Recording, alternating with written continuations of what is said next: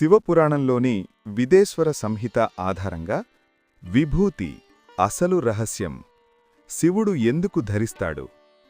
ఈ వీడియోలో విభూతి పుట్టుక, దాని పరమార్థం గురించి ఉంటుంది. ఓం నమః శివాయ. మన హిందూ ధర్మంలో, మరీ ముఖ్యంగా శైవ సంప్రదాయంలో విభూతికి ఉన్న ప్రాధాన్యత అంతా ఇంతా కాదు. గుడికి వెళ్లగానే పంతులుగారు చేతిలో పెట్టే ఆ బూడిదను మనం ఎంతో భక్తితో నుదుట రాసుకుంటాం. కాని అసలు ఆ భస్మాన్ని ఎందుకు ధరించాలో, శివపురాణం దాని గురించి ఎంత గొప్పగా చెప్పిందో మీకు తెలుసా? మనం శివపురాణంలోని విదేశ్వర సంహిత ఆధారంగా విభూతి రహస్యాలను తెలుసుకుందాం. మొదటగా అసలు భస్మం అంటే ఏమిటి? సంస్కృతంలో భా అంటే భర్త్సనం, అంటే పాపాలను నాశనం చేయడం. స్మ అంటే స్మరణం, అంటే భగవంతుణ్ణి స్మరించడం. పాపాలను భస్మం చేసి దైవచింతనను పెంచేదే భస్మమని శివపురాణం చెబుతోంది. శివుడు శ్మశానంలో ఉంటూ ఒంటి నిండా బూడిదను ఎందుకు పూసుకుంటాడో ఎప్పుడైనా ఆలోచించారా? సృష్టిలోని సమస్త జీవరాశులు, మహాకట్టడాలు, చివరికి ఈ విశ్వం మొత్తం ప్రళయకాలంలో కాలి బూడిద అవ్వాల్సిందే. ఏది కాలిపోయినా మిగిలేది ఆఖరికి బూడిదే.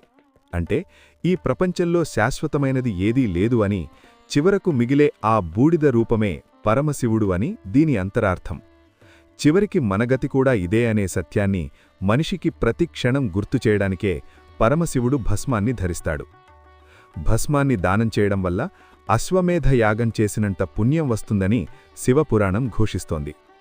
తరుపురాణం ప్రకారం భస్మం ఎన్ని రకాలు, అసలైన విభూతిని ఆవు పేడతో ఎలా తయారు చేస్తారో తెలుసుకుందాం. భస్మం రకాలు. శివపురాణ పద్ధతిలో విభూతి తయారీ. ఏ బూడిద పడితే ఆ బూడిదను మనం విభూతి అనకూడదు. శివపురాణం ప్రకారం భస్మం ముఖ్యంగా 2 రకాలు. 1 మహాభస్మం, 2 స్వల్పభస్మం. మహాభస్మం మళ్లీ 3 రకాలు: శ్రౌతము, స్మార్తము, లౌకికము. వేదమంత్రాలతో యజ్ఞం చేయగా మిగిలింది శ్రౌతము. స్మృతుల ప్రకారం చేసే కర్మల వల్ల పుట్టేది స్మార్తం. ఇక లౌకికం అంటే స్వచ్ఛమైన ఆవు పేడను కాల్చగా వచ్చే బూడిద. శివపురాణం స్వచ్ఛమైన విభూతిని ఎలా తయారు చేయాలో అద్భుతంగా వివరించింది. అడవిలో సహజంగా దొరికే ఆవు పేడను నేలమీద పడకముందే పట్టుకోవాలి. దానికి అఘోర మంత్రం చదువుతూ హోమాగ్నిలో లేదా పవిత్రమైన మంటలో కాల్చాలి. ఆ మంట కాలుతున్నంతసేపు పరమశివుడి మంత్రాలను జపించాలి. ఆ పేడ పూర్తిగా కాలిపోయి తెల్లటి భస్మల్లా మారాక దాన్ని జల్లెడపట్టి అందులో ఆవుపాలు లేదా పన్నీరు కలిపి ముద్దల్లా చేసి ఎండబెడతారు. ఇలా పవిత్రమైన గోమాత నుండి అగ్నిహోత్రం ద్వారా పుట్టిన భస్మాన్ని ప్రాణవాయువుతో సమానంగా భావిస్తారు. ఆవు పేడలో ఎన్నో ఔషధ గుణాలుంటాయి. దాన్ని అగ్నిలో కాల్చినప్పుడు ఆ బూడిదకు అద్భుతమైన పాజిటివ్ ఎనర్జీ వస్తుంది. మరి ఇంతటి పవిత్రమైన విభూతిని ఎలా పడితే అలా పెట్టుకోకూడదు. దానికి కొన్ని నియమాలున్నాయి. త్రిపుండ్రం అంటే ఏమిటి? విభూతిని ఏ వేళ్లతో ధరించాలి? శరీరంలో ఏ ఏ భాగాల్లో ధరించాలో త్రిపుండ్ర ధారణ నియమాలు. విభూతి ఎలా పెట్టుకోవాలి? మనం విభూతిని ఎలా ధరించాలి? శివపురాణం చెబుతున్న నియమాలేమిటి అన్నది తెలుసుకుందాం.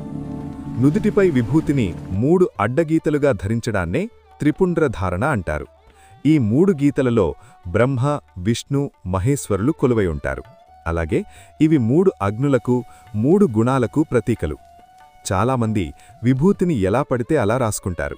కాని శివపురాణం ప్రకారం కుడిచేతి మధ్యవేలు, ఉంగరపు వేళ్లతో విభూతిని తీసుకొని ఎడంవైపు నుండి కుడివైపుకు 2 గీతలు గీయాలి. ఆ తర్వాత బొటనవేలుతో గాని లేదా చూపుడు వేలుతో గాని కుడి నుండి ఎడమకు 1 గీత గీయాలి. ఇలా త్రిపుండ్రాన్ని ధరించాలి. మరి శరీరంలో ఎక్కడెక్కడ విభూతి పెట్టుకోవచ్చు? నిజానికి మహర్షులు శరీరంలో 32 స్థానాల్లో భస్మం ధరిస్తారు. మనం కనీసం 5 ముఖ్య స్థానాల్లో ధరించాలి. అవి నుదురు, మెడ, 2 భుజాలు మరియు ఛాతీ. విభూతి పెట్టుకునే ముందు భస్మాన్ని ఎడమ చేతిలో వేసుకుని కుడి చేతితో మూసి ఓం నమః శివాయ అని గాని, మృత్యుంజయ మంత్రాన్ని గాని జపించి అప్పుడు ధరించాలి. ఇలా సరైన పద్ధతిలో విభూతి పెట్టుకుంటే నవగ్రహ దోషాలు కూడా తొలగిపోతాయి. మరి కేవలం బూడిద రాసుకుంటే నిజంగా ఫలితం ఉంటుందా? విభూతి వల్ల కలిగే సైంటిఫిక్ లాభాలేమిటి? శివపురాణంలో ఉన్న ఒక అద్భుతమైన మహిమ గురించి, ఎలా పుట్టింది, ఎలా పెట్టుకోవాలో తెలుసుకున్నాం. అసలు దీన్ని ధరించడం వల్ల కలిగే లాభాలేంటో ఇప్పుడు చూద్దాం. ముందుగా సైంటిఫిక్ రీజన్ చూస్తే మన నుదుటి భాగంలో 2 కనుబ్రమ్మల మధ్య ఆజ్ఞాచక్రం ఉంటుంది. ఇక్కడే ముఖ్యమైన నాడులు కలుస్తాయి. స్వచ్ఛమైన విభూతిని ఇక్కడ రాసుకున్నప్పుడు ఆ స్థానంలో ఉండే వేడిని, నెగటివ్ ఎనర్జీని విభూతి లాగేసుకుంటుంది. తలనొప్పి, ఒత్తిడి తగ్గిపోయి మనసు ప్రశాంతంగా మారుతుంది. ఇక ఆధ్యాత్మికంగా చూస్తే భస్మానికి ఉన్న శక్తి అనంతం. శివపురాణంలో విదేశ్వర సంహితలో ఒక అద్భుతమైన ఉదాహరణ చెప్పారు. ఒక ఊరిలో మహాపాపి అయిన ఒక వ్యక్తి చనిపోతాడు. యమభటులు వాడిని నరకానికి తీసుకెళ్లడానికి వస్తారు. అదే సమయంలో వాడి శవం పక్కన ఉన్న బూడిద కుప్పలో ఒక కుక్క దొరలుతూ ఆడుకుని ఆ శవం మీదుగా దూకుతుంది. ఆ కుక్క కాళ్లకు ఉన్న పవిత్రమైన భస్మం ఆ పాపాత్ముడి శవం మీద పడుతుంది. ఆశ్చర్యంగా ఆ ఒక్క సెకండ్లో వాడి జన్మజన్మల పాపాలు కాలిపోయి వాడికి శివలోక ప్రాప్తి కలుగుతుంది. ఒక జంతువు కాలికి అంటిన భస్మానికే అంత శక్తి ఉంటే నిత్యం శివనామ స్మరణ చేస్తూ భక్తితో నుదుట త్రిపుండ్రాలు ధరించే భక్తుడిని ఆ పరమశివుడు ఎంతగా కాపాడుకుంటాడో ఆలోచించండి. ఉదయం లేచిన వెంటనే స్నానం చేసిన తర్వాత గుడికి వెళ్ళినప్పుడు ఖచ్చితంగా విభూతిని ధరించండి. సర్వే జనా సుఖినో భవంతు.